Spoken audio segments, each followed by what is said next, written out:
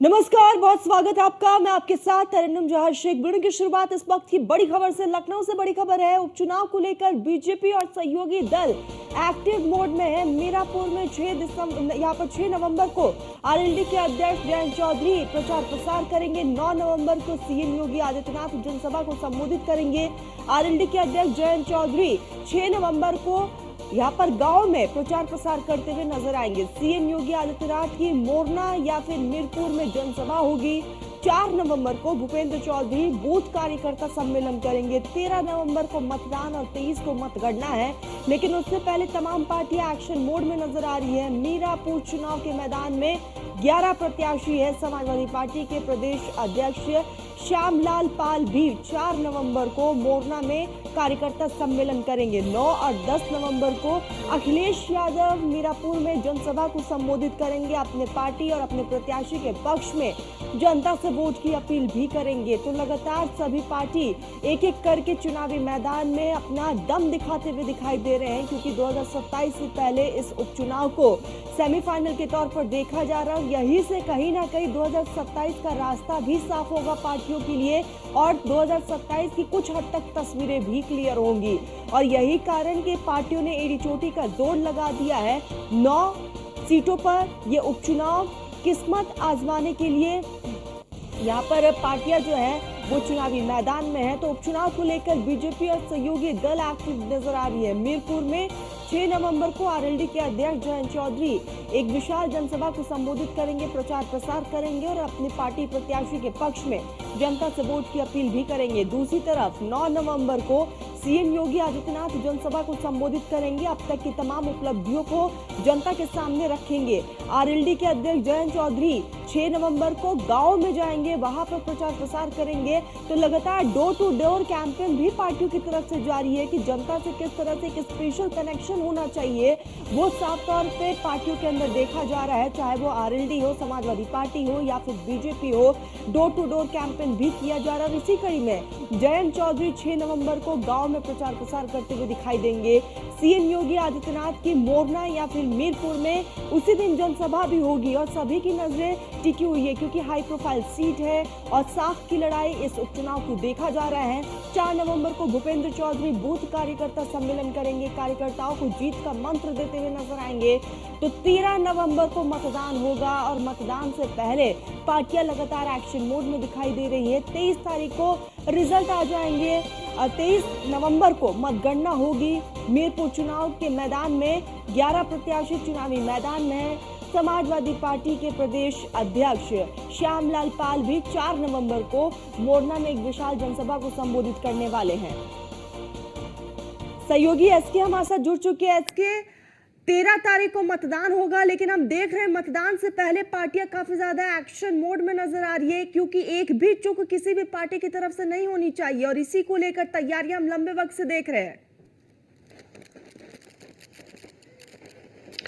बिल्कुल निश्चित तौर पर, क्योंकि अगर हम देखें 2027 से पहले ये बड़ा चुनाव होने जा रहा है। उत्तर प्रदेश की 9 विधानसभा सीटों के लिए उपचुनाव है। वजह है कि उत्तर प्रदेश के अगर हम इन 9 सीटों की बात करें तो 8 विधायक सांसद बन चुके हैं और एक पूर्व विधायक इरफान सोलंकी जेल में है, जिस वजह से उनकी सदस्यता जा चुकी है। तो ऐसे में इन 9 सीटों के लिए उपचुनाव होने जा रहा है। चाहे वो समाजवादी पार्टी हो या फिर भारतीय जनता पार्टी और उसके सहयोगी दल, सभी ने अपनी अपनी ताकत झोंक दी है, क्योंकि वजह है 2024 में जिस तरीके की परफॉर्मेंस समाजवादी पार्टी और कांग्रेस के गठबंधन ने उत्तर प्रदेश में की है, कहीं ना कहीं उसके बाद ये पहला चुनाव है। और भारतीय जनता पार्टी, अगर हम 2014 की बात करें तो 73 सीट, और अगर 2019 की बात करें तो 66 सीट के बाद बीजेपी 33 पर आ गई।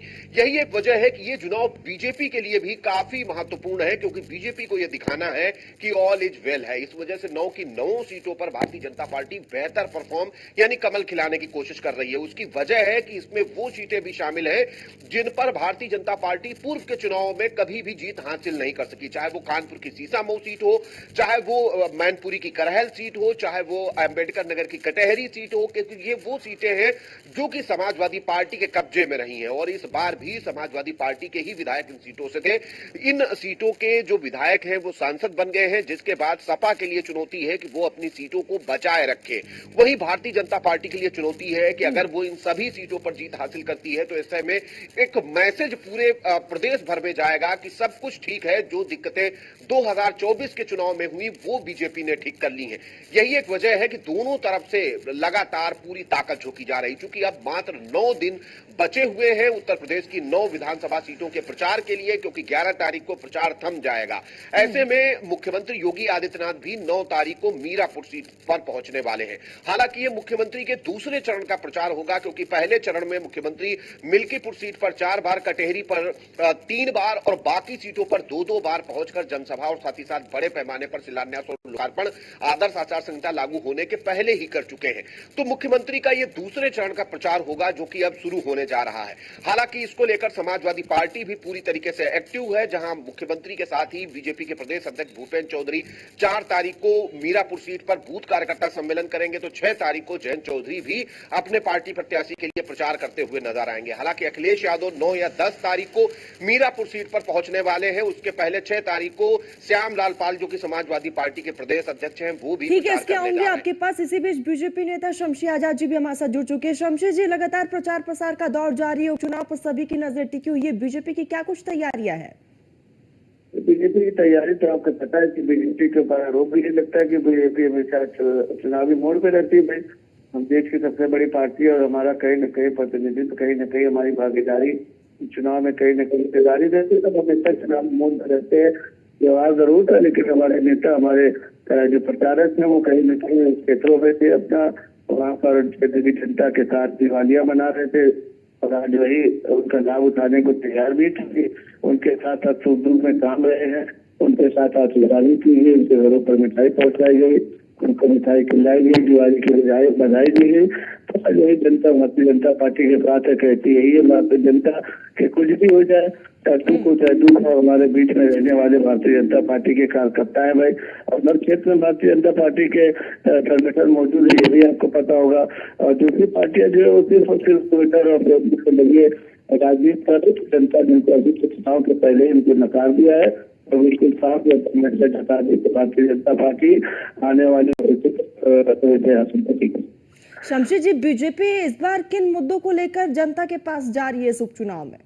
विकास है और राष्ट्र धर्म है, राष्ट्रवाद है, जो भारतीय जनता पार्टी का हमारा सबसे बड़ा मुद्दा है। तत्व जो देश को टुकड़े टुकड़े बैंक के हवाले करना चाहते हैं, जो देश को अमेरिकन ताकतों के हाथों में बेचना चाहते हैं, उनसे छुटकारा पाने के लिए, देश को एकजुट करने के लिए जिस तरीके से देश में अमन चैन हमेशा से बना हुआ आया है, इधर 11 सालों से केंद्र में और 7 सालों से उत्तर प्रदेश में, प्रदेश की जनता चाहती है। ठीक, शमशी जी, रोकना चाहूंगी इसी बीच समाजवादी पार्टी की नेता पूजा मिश्रा भी हमारे साथ जुड़ चुकी है। पूजा जी, समाजवादी पार्टी की क्या कुछ तैयारियां है इस उपचुनाव पर, क्योंकि बीजेपी की तरफ से लगातार जीत के दावे किए जा रहे हैं, समाजवादी पार्टी क्या कुछ तैयारी कर रही है? आपको नमस्कार और गोवर्धन पूजा की बहुत बहुत शुभकामनाएं, बिलेटेड हैप्पी दिवाली। देखिए, समाजवादी पार्टी जो है जनता के बीच में जनता के मुद्दों को लेकर के मुखर है। वो मंचों पे खड़े होकर के गलत बयानबाजी नहीं देती और त्योहार वाले दिन भी नफरत नहीं बांटती है। ये तो इनकी बौखलाहट बता रही है कि माननीय मुख्यमंत्री जी त्योहार वाले दिन भी जो है सिर्फ भाजपा के कार्यकर्ता बनकर रह जाते हैं, वो मुख्यमंत्री नहीं बन पाते उत्तर प्रदेश का कि वो जो है विपक्ष पक्ष सबको हैप्पी दिवाली बोल सकते हैं कि सबको दीपावली की हार्दिक शुभकामनाएं। नहीं, वो वहां पे भी नफरत बांट रहे हैं। ये सबूत है कि आपकी तैयारी कितनी है। अभी देखा था 2024 के एमपी इलेक्शन में भी भाजपा कह रही थी कि हम तो 400 पार जा रहे हैं। तो हम जो है भाजपा क्या कह रही है, क्या कर रही है, उससे ताल्लुकात नहीं रख रहे हैं। हम सिर्फ ये देख रहे हैं कि भाजपा मुद्दों पर अगर खड़ी नहीं उतर रही तो हम प्रश्न पूछ रहे हैं।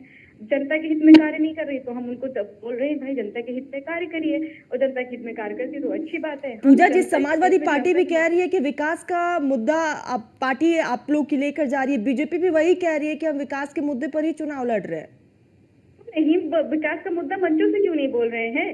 बोले ना कि हमने सड़कें बनाई, हमने जॉब क्रिएट किया, हमने महिला को सुरक्षित कर दिया। नहीं बोल सकते ना, ये सब बोल करके वोट पा जा रहे होते। अगर ये सब किया होता तो आज ये कह रहे होते, ये थोड़ी कह रहे होते मंचों से बटेंगे कटेंगे रावण, ये सब नहीं निकल करके आ रही थी। 2024 में भी इनके यही शब्द निकल करके आ रहे थे क्योंकि काम नहीं थे बताने के लिए। आप सोचिए, बड़ी विडंबना है कि केंद्र में जो है 10 साल हो गए और उत्तर प्रदेश में जो है 8 साल होने आगे हुए हैं, और उसके बावजूद भी इनके पास में अपना कार्य बताने को कुछ नहीं है। अभी भी सिर्फ उनके पास यही मुद्दा है कि क्रिटिसाइज कर लो, हिंदू मुस्लिम कर लो, ये नहीं काउंट करा पा रहे हैं कि शमशी हमने जी, साफ कार्य तौर पर किया है। समाजवादी पार्टी की तरफ से आरोप लगाया जा रहा है, सिर्फ आप लोग क्रिटिसाइज करते, बटेंगे कटेंगे इस तरह के बयानबाजी करते, विकास का तो कोई मुद्दा है ही नहीं। नहीं, जनता या तो फिर ये कह दे भाई कि देश की जनता जो बेवकूफ है, देश की जनता अनपढ़ है, देश की जनता मंदबुद्धि है। समाजवादी पार्टी के लोग यही कह दे भाई, कुछ तो भारतीय जनता पार्टी करे जिसकी वजह से भारतीय जनता पार्टी को जीत मिल रही है। तीसरी बार केंद्र में, दूसरी बार उत्तर प्रदेश में, अन्य राज्यों में भारतीय जनता पार्टी के प्रत्याशी जीत रहे हैं, तो उसकी क्या वजह हो सकती है? इनके पास देखिए, पूजा बिट्टा जी के पास देखिए, व्हाट्सएप पर आ गया होगा कि अभी से आपको जो है वो ईवीएम प्रशासन इसका रोना जो है 1 तारीख के बाद जब मतगणना हो जाएगी, जब रिजल्ट आ जाएगा, तो आपको जो है यही कहना होगा। आप तैयारी कुछ इसकी जो है तो बहुत उसे मजबूती से करिए, क्योंकि यही आरोप हम सरकार के ऊपर लगाते हैं, यही आरोप एक बार फिर लगाएंगे। हम जो है विकास के नाम पर हमने जो है गिनाने बैठ जाएंगे तो हमारे ख्याल से रात के 12 बज जाएंगे और काम इनको नहीं दिखता। पूजा मिश्रा जी को बड़ी हैरत की बात है, तो सोशल मीडिया से दूर है, ये तो घर से बाहर नहीं निकलती भाई। इनको राजधानी शमशी जी, की लेकिन जॉब नहीं बीजेपी मिलती। ये भी समाजवादी पार्टी ये भी कहती है कि बीजेपी सिर्फ और सिर्फ बांटने का काम करती है, क्योंकि ये नारा दिया जा रहा है कि बटेंगे तो कटेंगे। हम नारा दे, हम तो यही कह रहे हैं कि बटेंगे तो कटेंगे, तो नहीं बटने की बात हम कर रहे हैं ना, हम कह रहे हैं कि बच जाए। हम तो खुद चाहते हैं कि एकता के सूत्र में सारा भारत में तो जो है तो बना रहे। हम तो इसलिए कह रहे हैं कि बटने की नहीं जरूरत है भाई, बच जाएंगे तो कट जाएंगे, तो हमको एक होकर रहना है। आप किस तरीके से कार्य को लेते, इसको पॉजिटिव में लीजिए ना। अगर योगी जी ने अगर कहा कि बटेंगे तो कटेंगे, तो इसका मतलब यही ना कि योगी जी नहीं चाहते कोई बटे भाई। हिंदू मुस्लिम सिख ईसाई जिस तरीके से देश में रहते चले उसी तरीके से फिर देखिए, जो समुदाय और से ये पूरा देश जानता है। आज वो भी इनसे दूर हो चुका है, क्योंकि उसने भी कहीं न कहीं सम्मान भारतीय जनता पार्टी की सरकार में पाया, कहीं न कहीं आत्मविश्वास उनका बढ़ा, कहीं न कहीं आगे की सरकार की योजनाएं उनको मिल रही, तो अब उनके मन में भी आया कि भाई हम बिला वजह भारतीय जनता पार्टी का जो हुआ, विपक्ष के लोग बनाए हुए थे कि भाजपा आ जाएगी, वोट का अधिकार छीन लेगी, घर से बाहर कर देगी, पाकिस्तान भेज देगी, ये कर देगी, वो कर देगी। तो ऐसा तो नहीं लग रहा है भाई, हमको सम्मानित किया जा रहा है। हमको ठीक है शमशी जी, इसका जवाब मैं पूजा जी से लूंगी। पूजा जी, मैं आपके पास आऊंगी, लेकिन हमारे साथ हमारे सहयोगी एसके वाजपेयी भी लगातार बने हुए हैं। एसके, 9 सीटों का सियासी समीकरण क्या कुछ कह रहा है, क्योंकि लगातार आप ग्राउंड जीरो पर है, लोगों के नब्जों को भी आप टटोल रहे हैं।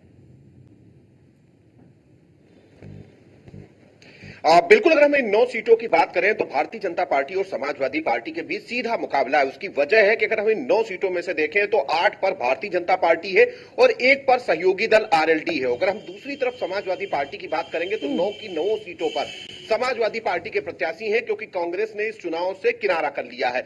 दूसरी तरफ अगर हम देखेंगे तो बसपा भी पहली बार चुनावी मैदान में है, क्योंकि उपचुनाव में बसपा ज्यादातर नहीं उतरती रही है, लेकिन इस बार बसपा भी उपचुनाव लड़ रही है। तो ऐसे में कहीं न कहीं जो समीकरण है वो सीधे तौर पर ये दिखा रहे हैं कि भारतीय जनता पार्टी और समाजवादी पार्टी के बीच सीधा मुकाबला होगा। उसकी दूसरी एक वजह भी है कि अगर हम इन 9 सीटों की बात करें तो इन 9 में से 4 सीटों पर समाजवादी पार्टी का कब्जा रहा है, क्योंकि एक सीट और है मिल्कीपुर की जिस पर अभी चुनाव नहीं हो रहा है। तो ऐसे में 4 सीटें समाजवादी पार्टी की हैं और 5 सीटें भारतीय जनता पार्टी और उसके सहयोगियों की हैं। तो निश्चित तौर पर दोनों के बीच में कड़ा मुकाबला है, क्योंकि बसपा कहीं भी इन 9 सीटों पर पहले भी नहीं थी और अभी सिर्फ वो मैदान में जरूर है। तो हालांकि वो समाजवादी पार्टी और बीजेपी के राजनीतिक गुणागणित को जरूर बिगाड़ सकती है, क्योंकि 2014, 2017, 2019 और 2022 के अगर हम चुनाव परिणामों को देखेंगे तो सीधे तौर पर जो एससी वोटर रहा है वो बड़ी संख्या में बीजेपी की तरफ मूव हुआ, जिस वजह से बीजेपी को इन सभी चुनावों में बेहतर परफॉर्मेंस करने का मौका मिला। हालांकि इस बार जब बसपा भी मैदान में होगी तो ऐसे में ये देखना अब काफी महत्वपूर्ण है, जब बसपा का ग्राफ लगातार गिर रहा है।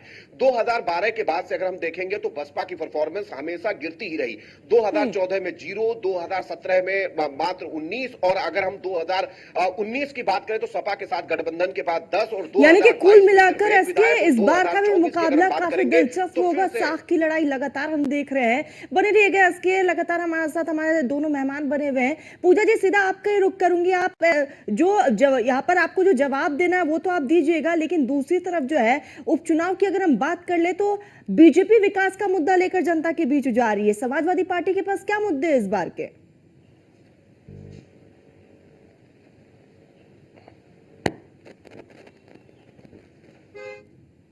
इतना किया तो 12 बज जाएगा। पूजा मिश्रा जी जो है घर से बाहर नहीं निकलती हैं। अरे पूजा मिश्रा जी जहाँ पे जो है विधानसभा चुनाव है वहां पे हैं और उत्तर प्रदेश में ही है और पूरा घर से बाहर निकलती हैं और सारी चीजें देख भी रही हैं कि क्या कार्य चल रहे हैं। और मैं ही नहीं, पूरी उत्तर प्रदेश की जनता देख रही है। आप गिना दीजिए ना, जाइए ना, बोले कि मैंने 19,000 जो भर्ती खाई थी 24 घंटे में उसका पूरा निस्तारण कर दिया। आप गिना दीजिए, हमने जॉब का जो वादा किया था वो कर दिया और महिलाएं सुरक्षित है। एनसीआरबी के आंकड़े रोज आपकी जो है पोल खोल रहे होते हैं। अगर यही कार्य किया होता तो आपको मंचों से जरूरत ही ना पड़ती ये सारे नफरती बयान देने के लिए। हम जनता के बीच में जनता के मुद्दों को लेकर के ही जा रहे हैं और मैंने न जाने कितनी बार बताया, विधानसभा वार बता दूं मैं कि कहाँ पे क्या मुद्दे हैं और आपने कार्य नहीं किया, ये आपका फेलियर है। इसीलिए आप जो है लगातार सिर्फ और सिर्फ ऐसे बयानबाजी दे रहे हैं। अभी कैसे बटेंगे कटेंगे सबको जुड़ने की बात कर रहे हैं, क्या बात कर रहे हो? गिरिराज जी सिंह कह रहे हैं कि जो है कोई एक मुस्लिम थप्पड़ मार उसको 100 थप्पड़ मारो। आप त्रिशूल भारी सब जो है तैयार करके घर में रखे हो कि आपको अपनी सुरक्षा खुद करनी है? फिर हटाइए लॉ एंड ऑर्डर, हटाइए कॉन्स्टिट्यूशन को, हटाइए जुडिशरी सिस्टम को, यही सब करिए। जो नफरत मंचों पे खड़े होकर के बांट रहे हैं आप, ये जनता देख रही है। और इन्होंने बोला कि तीसरा टर्न हमारा जो है केंद्र में है, दूसरा टर्न जो है उत्तर प्रदेश में। पूजा तो जी, हम भी लेकिन कह रहे इसके हैं। इतर बीजेपी ये भी कहती है कि समाजवादी पार्टी पीडीए के रास्ते पर चल रही है, पीडीए का सहारा ले रही है। तो इनको परेशानी क्या है? अभी देखिए पीडीए के रास्ते पे हम चल रहे थे तभी तो इनको जो टिकट दिया अभी बाई इलेक्शन में, इन्होंने भी तो पीडीए को दिया ना। हम तो यही चाहते हैं कि आप उनको रिप्रेजेंटेशन दीजिए। हम तो चाहते हैं जब आपने जो है आपने दिया 543 सीटों पे जब एमपी इलेक्शन थे वहां पे एक भी मुस्लिम नहीं दिया। हम तो चाह रहे थे कि आप टिकट देते वहां पे, आप मजबूरी में क्यों दे रहे हैं? सब हर जगह पे रिप्रेजेंटेशन होना चाहिए। हमने 4 महिलाओं को टिकट दिया हुआ है, आप भी ऐसा करते हैं कि आप टिकट देते हैं, रिप्रेजेंटेशन दीजिए, जनता के बीच में जाए, हेल्दी कंपटीशन हो और जनता जिसको चुन करके सदन में भेजे वो जो है जनता के मुद्दों की बात करे। ये तो आपसे हो नहीं रहा। ये तो पीडीए के रास्ते पे इनके अगर प्रश्न में चले जाएंगे, जब हम राज्यसभा का टिकट देते बोलते इसमें कहाँ पीडीए है। जब हम माता प्रसाद पांडे जी को जो नेता प्रतिपक्ष बनाते बोलते इसमें कहाँ पीडीए है। जब हम बाई इलेक्शन का टिकट दे देते बोलते अगड़े तो आपको चाहिए ही नहीं। तो इनके कहने से तो चीजें बदलने वाली है नहीं। हम सर समाज की बात करते हुए जो पीछे ठीक, पूजा जी जवाब लेते हैं। शमशेर जी, अगर समाजवादी पार्टी पीडीए के रास्ते पर चल रही है तो बीजेपी भी तो अल्पसंख्यक का सहारा ले रही है। चलिए, कम से कम इनके मुंह से ये तो निकला कि भाजपा अल्पसंख्यक के साथ है, अल्पसंख्यक का सहारा ले रही। भाई इनकी सबसे बड़ी बौखलाहट यही है कि जो इनका वोट बैंक हुआ करता था, यादव बिरादरी, मुस्लिम बिरादरी, दलित बिरादरी, ये सारे के सारे भारतीय जनता पार्टी के साथ आ गए ना, तभी तो ये लगातार हाथ है। भाई ये प्रदेश की जनता ने एक बार स्वर्गीय मुलायम सिंह यादव जी के कहने पर कि धोखे से जो है मुख्यमंत्री उनको मान लिया था, लेकिन हुआ क्या, नौसिखे के हाथ उत्तर प्रदेश की कमान गई और उसके बाद उत्तर प्रदेश जो है दंगे की आग में जलता रहा। उत्तर प्रदेश 20 साल पीछे उत्तर प्रदेश पिछड़ गया। आज इन्होंने जिस तरीके से धोखेबाज की राजनीति अपनी ही पार्टी, अपनी गठबंधन दल के साथ किया है, कांग्रेस पार्टी के साथ, उसको पूरा प्रदेश जान रहा है, उसको पूरा देश जान रहा है। आज कांग्रेस पार्टी के लोग अंदर ही अंदर ये कह रहे हैं कि समाजवादी पार्टी अगर नहीं हारेगी तो कांग्रेस पार्टी उत्तर प्रदेश में मजबूत रहेगी। समाजवादी पार्टी को हरा उनके कार्यकर्ता जो है बाकायदा प्रचार कर अंदर अंदर ये खबर क्योंकि अखिलेश यादव जी ने भी काफी प्रयास किया राहुल गांधी को उत्तर प्रदेश में प्रचार के लिए लाने के लिए। शमशेर जी, अगर बीजेपी का अभी इस बार मेन फोकस अगर अल्पसंख्यक है तो ये भी तो कहा जा सकता है कि बीजेपी और समाजवादी पार्टी के रास्ते पर चल रही है। नहीं, हमारा मेन फोकस इसके नहीं चलता है। हमारा तो सबके साथ सबका विकास करना हमेशा से रहा है। हमने तो हमेशा अल्पसंख्यकों के लिए काम किया, हमने उनको बढ़ाने का काम किया, हमने उनको सम्मान देने का काम किया। प्रदेश की देश की जो भी योजनाएं रही हैं आप उसमें देख लिए बढ़ चढ़कर, चाहे आवाज की अगर बात हो 45 लाख अगर आवाज उत्तर प्रदेश में बांटे गए तो 20 लाख 25 लाख जो सिर्फ अल्पसंख्यक समाज को दिए गए। तो हम तो उनके साथ है ही भाई। हम कब कहने के मुंह से अलग है भाई। हम ये समाजवादी पार्टी की बेचैनी हो गई ना कि इन्हीं के ऊपर हम आश्रित थे, इन्हीं के वोट पर हम राजनीति किया करते थे, इन्हीं को डरा धमका कर इनका वोट हम लिया करते थे, इनका जो है मुखिया बना दिया जाता था और इनको खरीद लिया जाता था। तो अब जो है संख्यक समाज जाग चुका है भाई। अब उसको अपना हिस्सेदारी चाहिए, अब उसको अपना भागीदारी चाहिए। तो अब वो भारतीय जनता पार्टी के साथ आकर देश के विकास में, देश के मुख्य धारा में जुटना चाहता है, जिसकी वजह से समाजवादी पार्टी और कांग्रेस पार्टी, बसपा जैसी पार्टियों को लगातार हार का सामना पड़ रहा है और भारतीय जनता पार्टी विजय हासिल करनी चाहिए। तो अच्छी बात है भाई। हम कब चाहते हैं कि हम इनसे लग रहे हैं भाई। हम इनको जोड़ने का काम कर रहे हैं। हमने मदरसे में योगा कराने का काम किया, हमने मदरसे में वंदे मातरम किया, हमने उनको जगह जगह आके कार्यक्रम के सम्मेलन कराया, उनका सारी बिरादरियों का, सारी जातियों का सम्मेलन कराया, तब वो हमारे साथ है। उनको लगा कि भारतीय जनता पार्टी का हवा विपक्ष बनाया करते थे, चलाया करते थे, धमकाया करते थे, उनके अंदर जाकर जब उनके नेताओं से मिले तब तो लगा भाई कि ये भी हमारे देश के हैं। वही तो इनको तो बताया जाता था, अरे भाजपा के लोग तो एलियन है, भाजपा के लोग तो विदेशी है, भाजपा के लोग तो अंग्रेज है, ये कहकर डराया जाता था। लेकिन जब सम्मान भारतीय जनता पार्टी के बीच में बैठे, जब उनको सम्मान मिला, जब उनको ये लगा कि हमें आगे जो है भविष्य में, हमारा फ्यूचर इसमें, हमारा बच्चों का भविष्य भारतीय जनता पार्टी से है, तब उन्होंने भारतीय जनता पार्टी की सदस्यता, आप देख लिया अभी भी सदस्यता अभियान चल रहा है। जितने समाजवादी पार्टी के पूरे प्रदेश में कार्यकर्ता और सदस्य होंगे, उससे ज्यादा भाजपा के उत्तर प्रदेश में अल्पसंख्यक मोर्चा के सदस्य हो चुके हैं। तो ये चीजें जो है इनको खटक रही है। अभी इन्होंने कह ही दिया आखिर में कि भाजपा अल्पसंख्यक का सहारा लेना चाहती है। हम कह रहे थे बुराई क्या भाई, अब वो देश के पूजा जी जवाब दीजिएगा। शमशी जी कह रहे हैं कि हम जो काम कर रहे हैं वो समाजवादी पार्टी को खटकता है। हाँ, खटकता है, बिल्कुल खटकता है। अगर इनके जो है कार्य करने से महिला के प्रति अपराध बढ़ रहे हैं तो हमें खटकता है। अगर इनका कार्य करने का रवैया ऐसा होता है कि जो है 19,000 आरक्षित सीटें खा जाते हैं तो हमें खटकता है। अगर इनके कार्य करने का ऐसा रवैया होता है कि गड्ढे खोद के छोड़ देते उसमें लोगों की मृत्यु होती है तो हमें खटकता है। अगर इनके कार्य करने का रवैया ऐसा होता है कि छात्रों को बेरोजगार कर रखा हुआ, फॉर्म भरने के बाद में उनको पता नहीं कि कब एग्जाम होगा, कब आयोग का गठन होगा, तो हमें खटकता है। इन्होंने जो नफरत फैलाई है, उस नफरत के भेंट अगर जो है राम गोपाल मिश्रा चढ़ जाते हैं, आर्यन मिश्रा चढ़ जाते हैं तो हमें खटकता है। तो ये अभी बैठ करके जो है भाजपा के प्रवक्ता कह रहे थे कि नहीं जो है भाजपा बहुत बढ़िया कर रही है और इसीलिए जो है जनता ने भाजपा का समर्थन किया। तो मुझे लगता है अगर इतना ही जनता को मान है तो ये माने 2024 में उत्तर प्रदेश में जनता ने तमाचा मारा। पूजा जी और पूजा जी, हालांकि 23 तारीख को तस्वीरें साफ हो जाएंगी कि जनता की आंखों में कौन खटकता है। शमशी जी, पूजा जी, आप दोनों हमारे साथ जुड़े, आप दोनों ने अपना कीमती वक्त दिया, बहुत बहुत शुक्रिया आप दोनों का। सीधा मैं एस के वाजपेयी का रुख करूंगी। एस के, लगातार हमने बीजेपी को भी सुना, समाजवादी पार्टी को भी सुना, ग्राउंड जीरो पर आप है, क्या लगता है एस के, इस बार उपचुनाव में कौन से वो तमाम मुद्दे हैं बहुत ज्यादा हावी है?